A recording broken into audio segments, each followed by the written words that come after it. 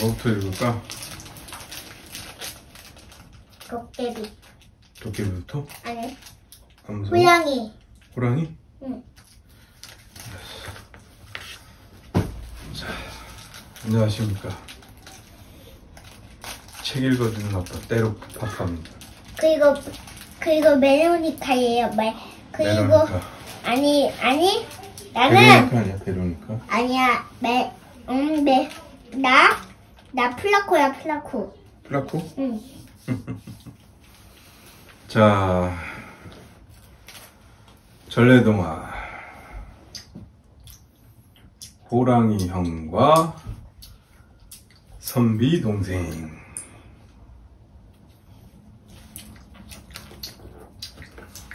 호랑이가 형이래.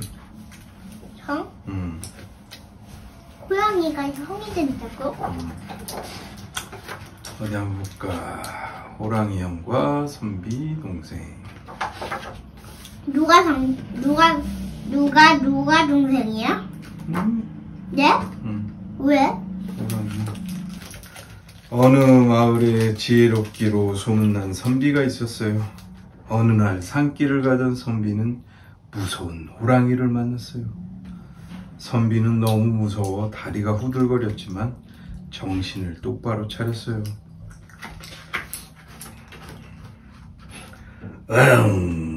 마침 배가 고프던 차에 잘됐다. 아이고 형님, 형님을 찾아온 산을 헤맸는데 드디어 형님을 만났군요. 호랑이는 당황하였습니다. 구독 좋아요. 난데없이 형님이라니. 형님 깜짝 놀라셨죠? 얼마 전 저희 어머님 꿈에 어릴 적에 돌아가신 형님이 나타나 호랑이로 다시 태어났다고 하시더랍니다.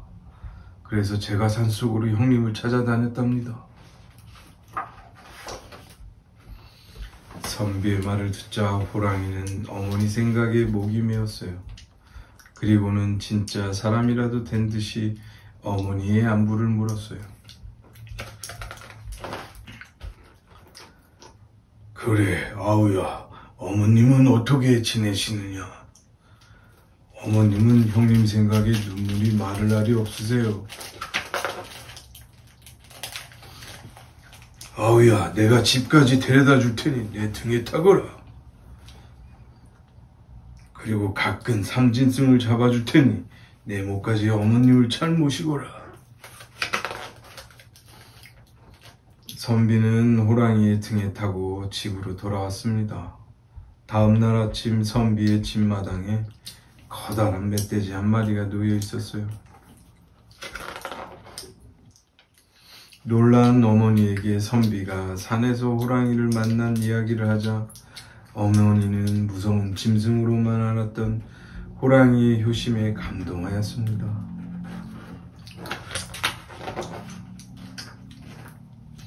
며칠 후 호랑이가 올 시간에 어머니는 호랑이에게 줄 밥상을 정성껏 차려 마당에 놓아두었어요. 호랑이는 어머니가 차려준 밥상을 보고 눈물을 흘렸습니다. 어머니께서 못난 나를 위해 밥상을 차려주시더니. 호랑이는 그 후로 더욱 열심히 삼진승을 잡아다 선비의 집 마당에 가져다 놓았습니다.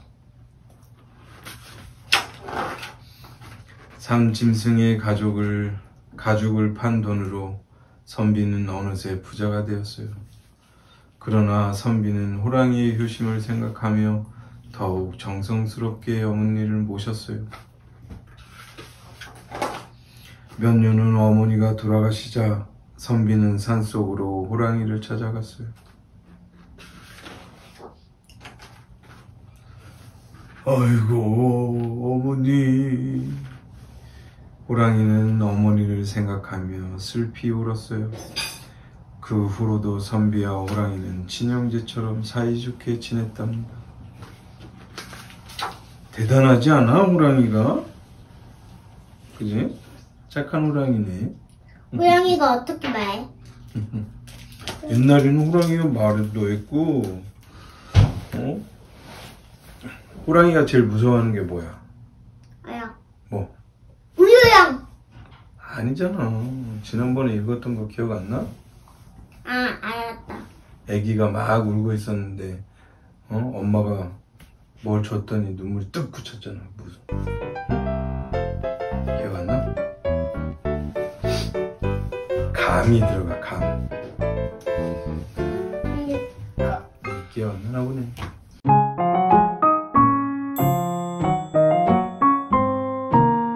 이건 뭐야? 자, 황금똥을 싸는 고양이.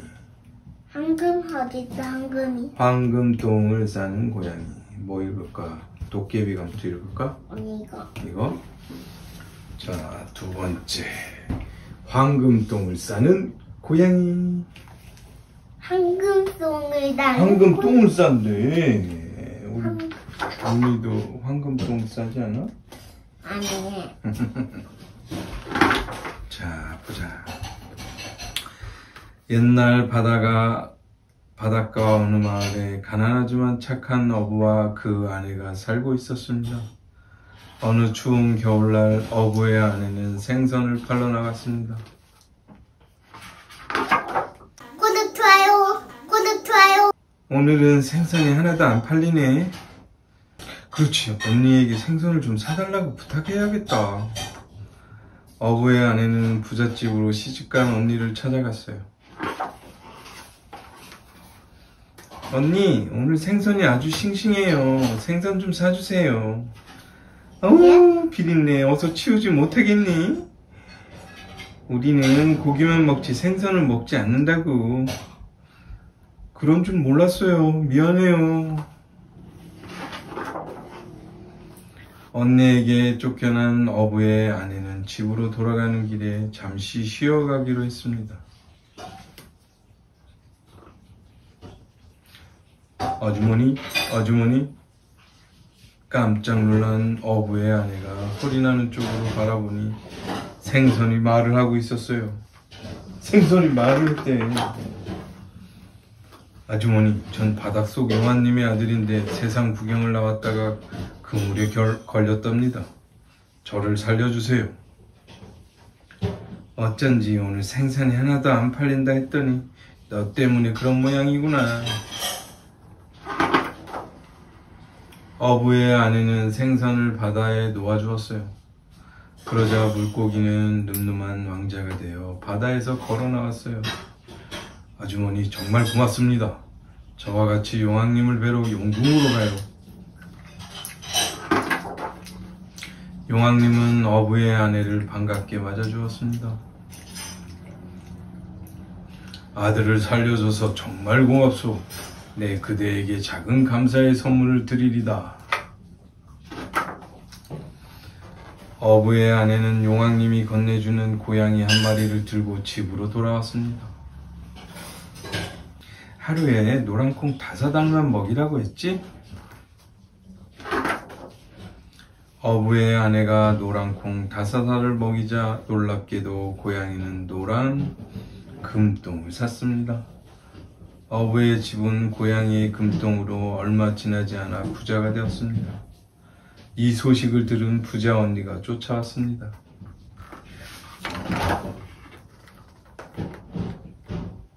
금똥 싸는 고양이를 나에게 빌려줘. 어부의 아내는 어쩔 수 없이 언니에게 고양이를 빌려주었어요. 언니, 하루에 노란콩 5알만 먹여야 해요.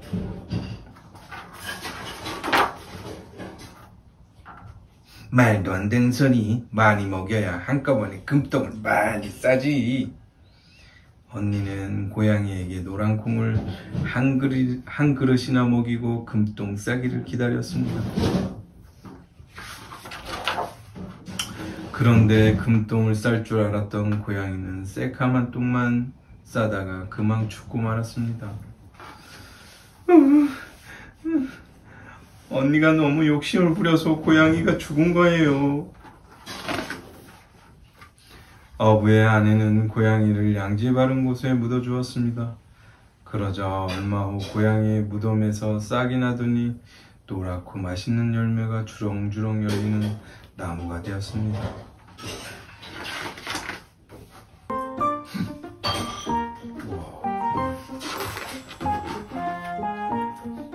죽어서도 은혜를 갚네. 그지? 자, 도깨비. 도깨비 한번 볼까, 도깨비?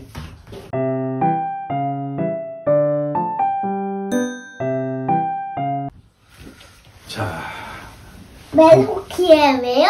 메소키야 메소키야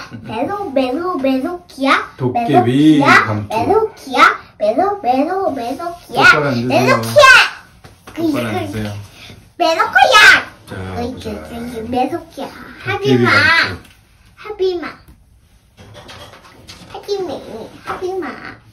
도깨비 감투. 옛날 어느 마을에 자나깨나 부자가 되고 싶어하는 가난한 대장장이가 살고 있었습니다. 어떻게 해야 부자가 될까? 구독 좋아요 그거야 누워서 떡 먹기지. 어디선가 들리는 소리에 대장장이는 주위를 살펴보았습니다. 두리번거리던 대장장이는 천장에 거꾸로 매달려 있는 도깨비를 발견하고 깜짝 놀라며 말했습니다. 살려주세요. 걱정하지 마. 난 자네가 부자가 되도록 도와주려 온 거니까. 대장장이는 몹시 무서웠지만 꿈에도 소원인 부자가 될 수 있다는 말에 슬금슬금 도깨비 곁으로 다가갔습니다. 어떻게 하면 부자가 될 수 있을까요? 이 도깨비 감투만 있으면 어렵지 않지. 그럼 난 바빠서 이만. 도깨비는 감투 하나를 남기고 사라졌습니다. 대장장이는 감투를 머리에 써보았습니다. 여보 마누라, 이리 와서 나 좀 보구려. 어디 계세요? 여기도 안 계시고 어디서 나는 소리지? 대장장이가 감투를 벗자 아내는 눈앞에 남편을 보고 깜짝 놀랐어요. 정말 내가 안 보였단 말이오. 그렇다면 이 도깨비 감투를 쓰고 남의 물건을 훔쳐도 아무도 모르겠군. 이튿날부터 마을은 발칵 뒤집혔습니다. 세상에 밤새 지키고 있었는데 도둑을 잡기는커녕 물건을 또 잃어버렸다지 뭐예요. 그렇다면 이건 도둑이 아니라 도깨비인가 봐요. 마을이 소란스럽고 분주할수록 대장장이는 더 큰 부자가 되어갔습니다. 이 감투만 있으면 부자가 되는 건 정말 쉬운 일이군. 대장장이는 이미 큰 부자가 되었으면서도 재미삼아 밤마다 물건을 훔쳤습니다. 여보, 이제 우리도 큰 부자가 되었으니 물건 훔치는 걸 그만두는 게 어떨까요?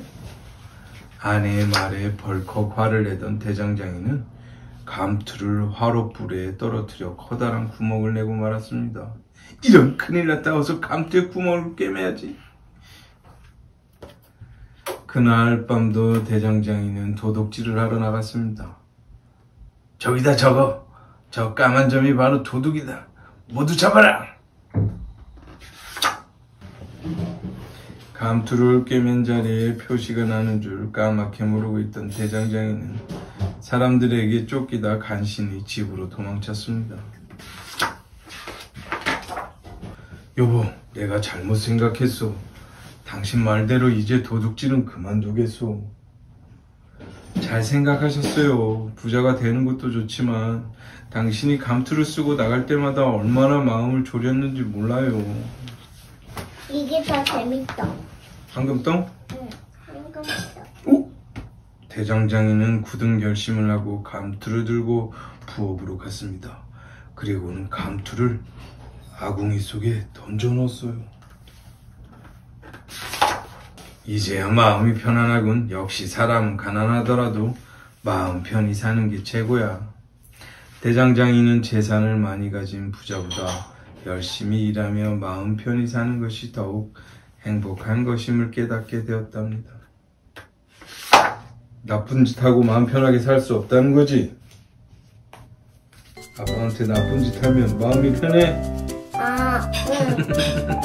편해. 편해? 이런 똥 같은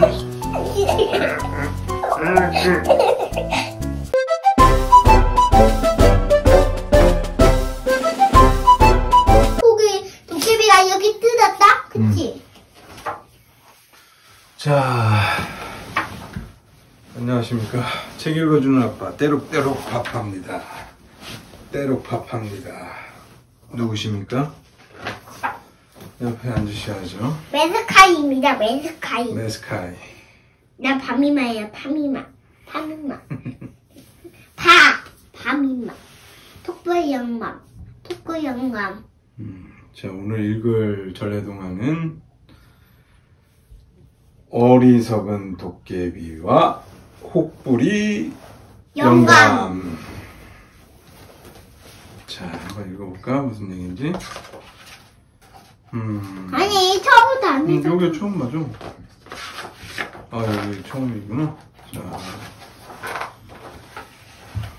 옛날 어느 마을에 턱에 커다란 옥이 붙은 영감님 두 분이 살고 있었습니다.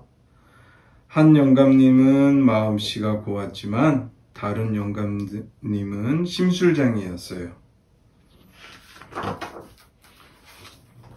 하루는 마음씨 착한 영감님이 산에 나무를 하러 갔다가 길을 잃었습니다.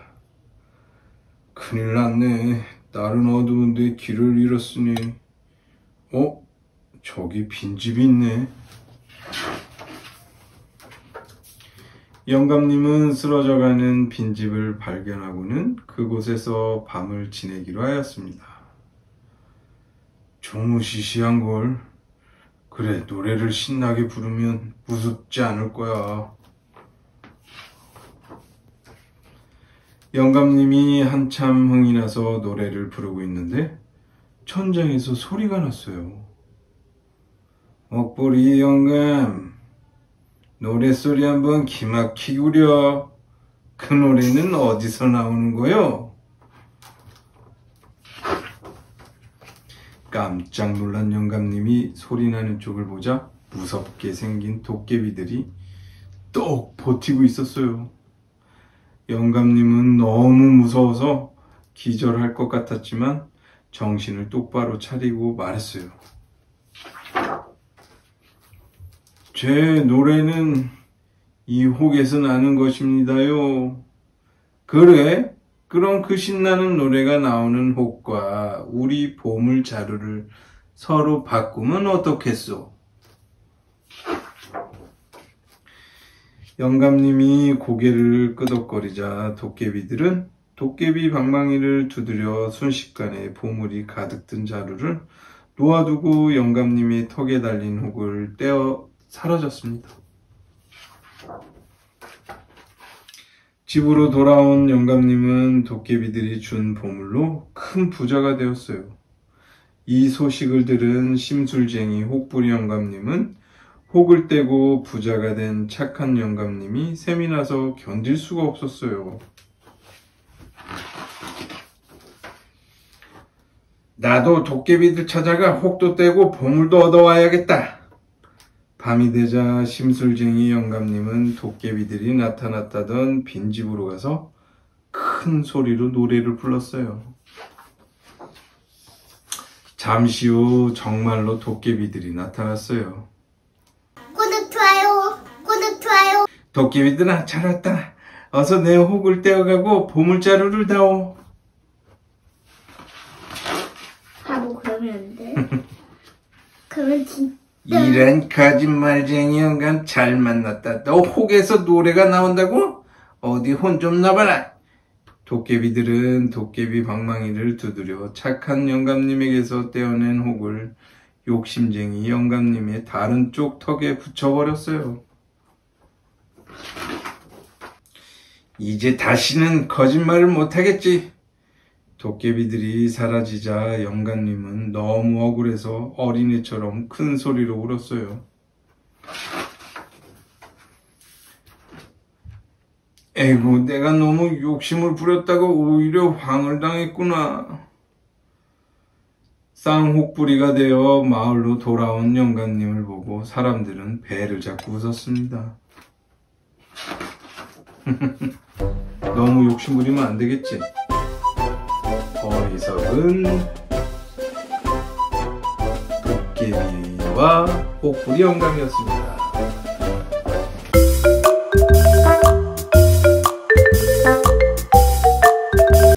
다음 재밌다. 이것도 재밌을 거야. 자, 다음. 여기다도 나와? 진주를 삼킨 거위. 아빠 이거 몇천 원이야? 이거?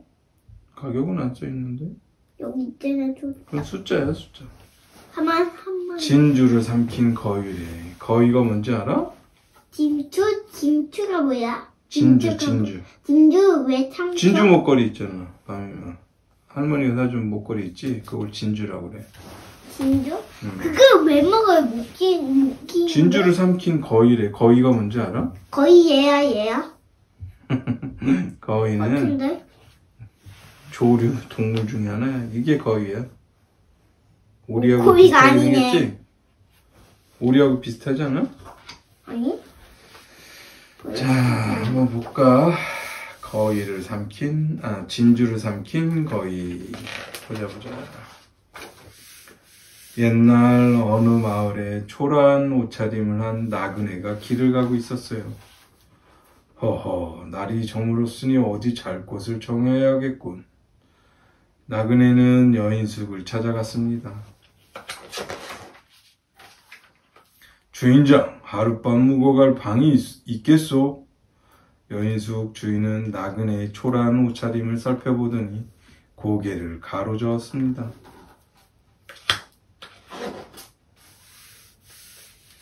지금 손님들이 꽉 차서 댁에게 줄 방이 없어.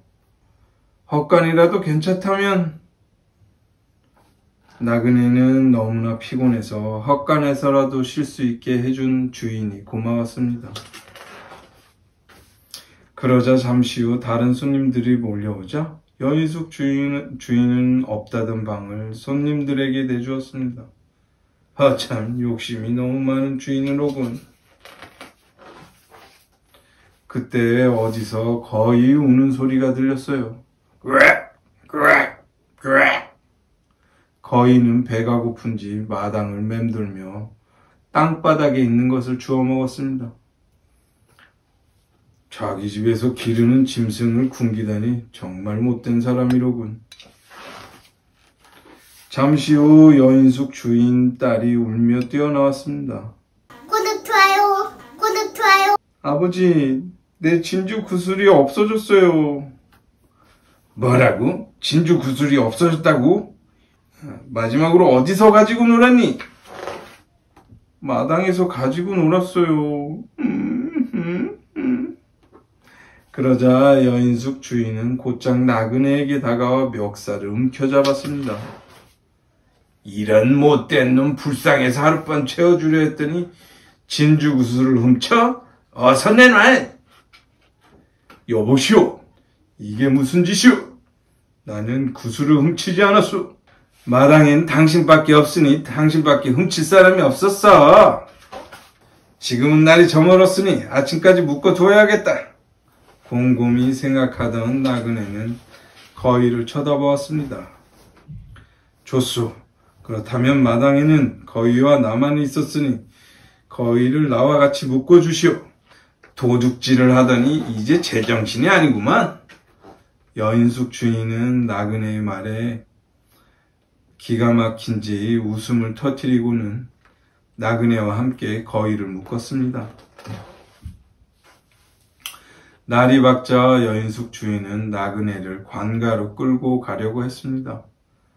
여보시오, 나를 끌고 가기 전에 저 거위 똥을 살펴보시오. 주인은 나그네의 말에 기분이 상했지만 거위 똥을 막대기로 헤쳐보았습니다. 아니, 이게 뭐야? 진주 구슬이 여기 있네. 아이고, 손님, 잘못했습니다요. 주인은 나그네를 묶었던 줄을 풀어주었습니다. 왜 진작 말씀해주지 않으셨습니까?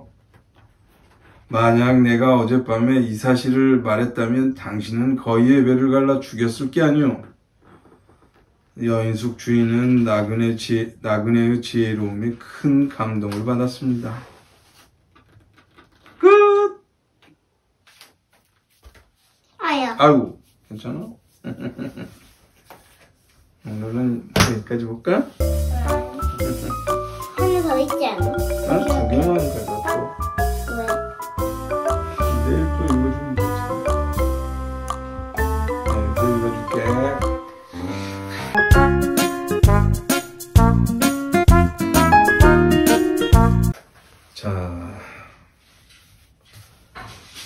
해와 달이 된 오누이. 브레이키. 브레. 자, 보자. 옛날 어느 산골에 착한 오누이와 어머니가 살고 있었습니다. 어머니는 남의 집을 도와주며 어렵게 살았지만 집안에는 항상 웃음이 끊이질 않았어요. 어느 날 이웃마을 잔칫집 일을 도와주고 떡을 얻어 집으로 돌아오던 어머니는 산 고개에서 무서운 호랑이와 마주쳤습니다. 어휴, 무서워. 호랑이님, 저는 집에 기다리는 아이들이 있습니다. 살려주세요. 어머니의 애원을 듣고 호랑이가 말했습니다. 떡만 주면 안 잡아먹지. 그럼 떡 하나 주면 안 잡아먹지. 떡 하나 주면 안 잡아먹지. 하지만 고깃길마다 나타난 떡을 하나씩 빼앗아 먹고 난 호랑이는 떡이 떨어지자 어머니마저 잡아먹고 말았습니다. 그래도 배가 고픈 호랑이는 어머니의 옷을 입고 오누이가 기다리는 집으로 갔습니다. 집에 도착한 호랑이가 말했습니다. 얘들아, 엄마가 맛있는 떡을 가지고 왔다. 어서 문 열어라. 어머니의 목소리가 이상한 것을 눈치챈 오빠가 꾀를 내어 말했습니다. 구독, 좋아요. 구독, 좋아요. 엄마는 항상 문틈으로 손을 내밀고 들어오시는데 이상하네. 호랑이는 얼른 문틈으로 손을 내밀었습니다. 문 안으로 들어온 손은 뾰족한 발톱에 털이 복슬복슬한 호랑이의 발이었습니다. 큰일 났다. 어서 도망가자. 부엌으로 해서 뒷마당으로 도망친 오누이는 우물 옆에 큰 나무 위로 올라갔습니다. 오누이를 쫓아 나온 호랑이는 우물물에 비친 오누이를 보고 물었습니다. 얘들아, 너희들은 어떻게 우물 속으로 들어갔니? 나무 위에서 이 광경을 보고 있던 오누이는 호랑이의 모습이 우스워 큰 소리로 웃고 말았습니다. 호랑이는 나무 위에 오누이를 보았습니다. 그 나무 위에는 어떻게 올라갔니? 참기름을 바르고 올라왔지. 오빠의 말에 참기름을 바르고 나무를 오르던 호랑이가 나무에서 계속 미끄러지자 동생이 말했습니다. 도끼로 찍고 올라오면 될 텐데. 호랑이가 얼른 도끼를 가지고 와 나무 위로 올라오자 오누이는 하나님께 빌었어요. 하나님, 저희를 살리시려거든 금 동아줄을 내려주시고 죽이시려거든 썩은 동아줄을 내려주세요. 그러자 하늘에서 금 동아줄이 내려왔습니다. 응? 그러자 하늘에서 금 동아줄이 내려왔습니다. 오누이는 금 동아줄을 타고 하늘로 올라갔습니다. 이 모습을 본 호랑이도 하늘에 빌었습니다. 저에게도 동아줄을 내려주세요. 그러자 이번에는 썩은 동아줄이 내려왔어요. 호랑이가 동아줄을 잡고 하늘로 올라가려는 순간 썩은 동아줄이 끊어져 호랑이는 그만 수수밭 위에 떨어져 죽고 말았습니다. 그때 호랑이가 흘린 피가 수수에 물들어서 빨간색이 되었대요. 하늘로 올라간 누이는 해가 되고 오빠는 달이 되어 세상을 밝게 비추어 주고 있답니다. 끝!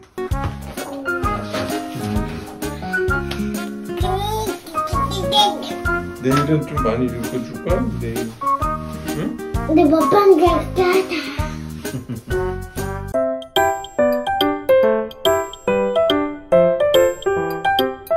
자, 바보 똥꼬진 덤비. 좋은 형제. 자, 이번 책은 좋은 형제입니다. 이거 웃음밥. 좋은 형제. 좋은. 좋은 형제. 그렇지. 왜 좋아? 뭐가 좋아? 서로 형제끼리 의리가 좋대. 자, 옛날 어느 마을에 우애가 깊은 형제가 살고 있었습니다. 형제는 부지런히 농사를 지으며 살았어요. 벼가 누렇게 익어가는 가을이 왔습니다. 황금 물결 같은 들판은 너무나 아름다웠어요. 형님, 올해는 다른 해보다 쌀알이 더 많이 달렸어요. 맞아, 너와 내가 열심히 일한 덕이야. 추수가 끝나자 형과 아우는 쌀가마를 똑같이 나눴어요. 형님, 그동안 고생 많이 하셨어요. 둘, 셋. 아우야, 너도 수고했어. 하나, 둘, 셋, 넷, 다섯. 똑같이 나눴네. 쌀가마를 창고에 차곡차곡 쌓고 난 아우는 문득 형님 가족이 생각났어요. 형님은 형수님도 계시고 한참 잘하는 조카들이 있으니 나보다 쌀이 더 많이 필요할 거야. 그 시간에 형도 똑같은 생각을 하고 있었습니다. 어머니를 모시고 사는 아우는 나보다 쌀이 더 필요할 거야.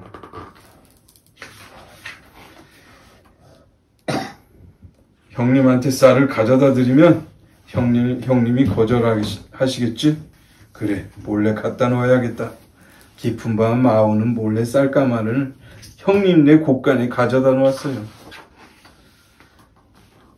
아우에게 쌀을 더 가져가라고 하면 절대 받지 않겠지? 그래, 내가 몰래 갖다 놓아야겠다. 그날 밤 형님도 몰래 쌀가마를 아우네 집에 가져다 놓았습니다. 아침 일찍 곳간을 본 형과 아우는 깜짝 놀랐어요.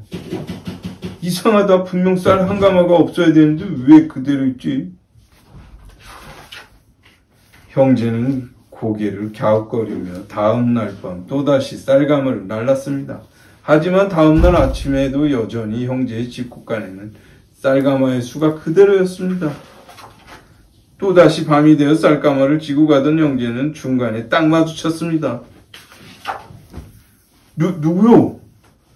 형님이세요? 아우냐? 형제는 왜 쌀가마가 그대로 있었는지 알게 되었습니다. 아우야, 내가 이렇게까지 생각해 주다니 정말 고맙구나. 구독, 좋아요. 저야말로 고맙습니다, 형님. 형과 아우는 그 후로도 이 일을 잊지 않고 행복하게 살았답니다. 색깔아. 뚜르르. 가자, 색칠하자. 아빠, 여기 배워도 됐다. 응? 이거는 그냥 현명한 지혜를 담은 옛 이야기, 올바른 가치를 담은 옛 이야기, 따뜻한 사랑을 담은 옛 이야기. 책 이름이야, 책 이름. 가자. 아빠, 나도 매번 안 할거. 아빠. 응? 아빠, 나 이번에 안 해도 이번에 애벌레처럼 어떻게 이렇게? 응. 그렇게 안 하죠. 이렇게 하는 거야? 응. 그래도 빨리 데려가죠. 이렇게 해도 돼. 이렇게 데려가줘? 그렇지.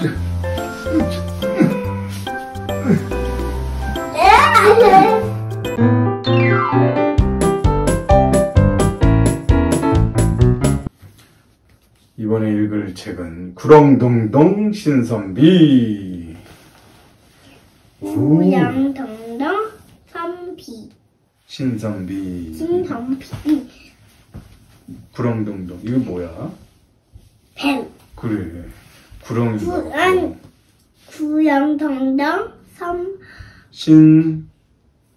구렁동동 신선비. 그렇지. 들어볼까? 구독, 좋아요. 자식이 없어 늘 외로웠던 할아버지와 할머니가 있었어요. 할머니는 아기를 갖게 해달라고 빌고 또 빌었죠. 할머니의 정성을 하늘도 알았는지 할머니가 드디어 아기를 갖게 되었어요. 아이고 할멈, 우리에게도 자식이 생기다니 꿈만 같구려. 그런데 얼마 후 할머니가 낳은 것은 시커멓고 징그러운 구렁이였어요. 깜짝 놀란 할아버지와 할머니는 다른 사람들이 구렁이를 보지 못하도록 보자기로 꽁꽁 싸서 장독대 뒤에 몰래 숨겼어요. 그날 밤 할머니가 할아버지에게 말했어요. 영감, 아무래도 구렁이를 다시 데려와야겠어요. 어찌됐든 우리 자식이잖아요. 그래요. 사실은 나도 그 녀석이 마음에 걸려 통 잠이 오지 않았다오. 할아버지와 할머니는 구렁이를 다시 데려왔어요. 구렁이가 무럭무럭 자라 어느새 장가갈 나이가 되었어요. 어머니, 옆집 셋째 딸을 색시로 삼고 싶어요. 얘야, 그건 아무래도 어려울 것 같다. 그 생각이란 잊어버리렴. 전 꼭 옆집 셋째 딸에게 장가가야 해요. 구렁이가 부득부득 고집을 부렸어요. 할머니는 하는 수 없이 옆집에 가서 말했어요. 우리 아이가 대개 셋째 따님에게 장가들고 싶어 합니다. 옆집 아주머니는 어이없다는 듯 크게 웃었어요. 그러고는 셋째 딸을 불러 장난스레 말했지요. 구렁이가 너를 색시로 삼고 싶다는구나. 어떻게 생각하느냐? 구렁덩덩 신선비에게 시집가겠어요.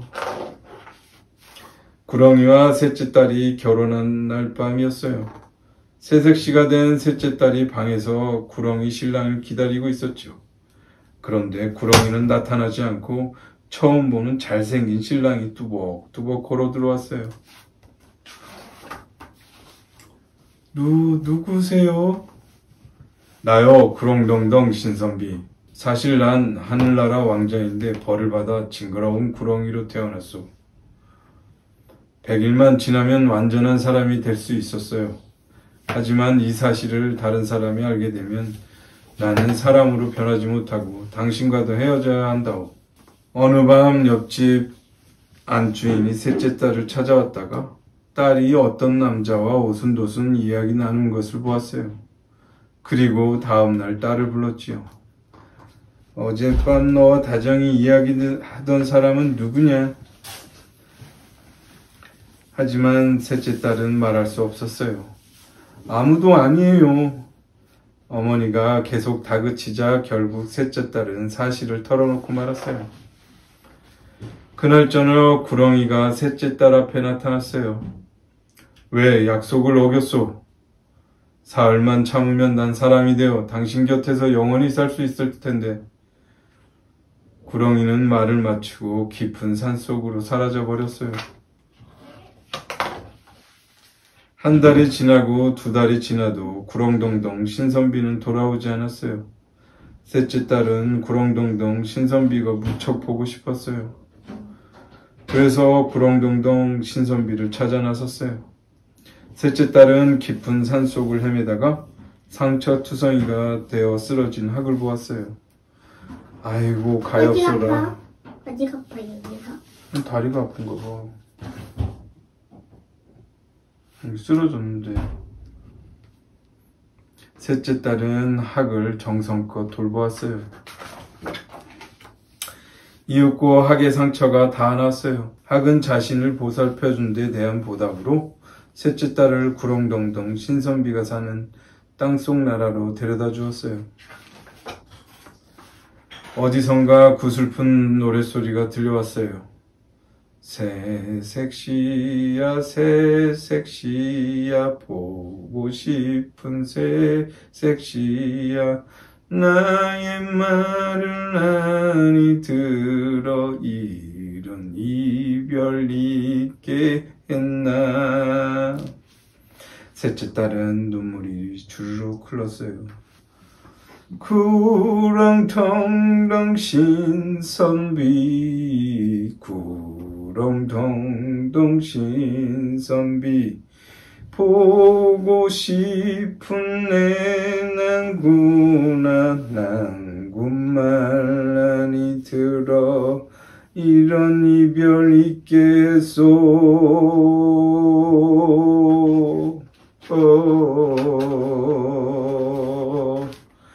셋째 딸의 구슬픈 노랫소리를 어디서 들었는지 구렁덩덩 신선비가 셋째 딸 앞에 나타났어요. 구렁덩덩 신선비님 정말 보고 싶었어요. 구렁덩덩 신선비와 셋째 딸은 서로 얼싸안고 기뻐했어요. 다시 만난 구렁덩덩 신선비와 셋째 딸은 오래오래 행복하게 살았답니다. 띠리롱. 구렁덩덩 신선비였습니다. 구렁덩덩 신선비. 정답입니다.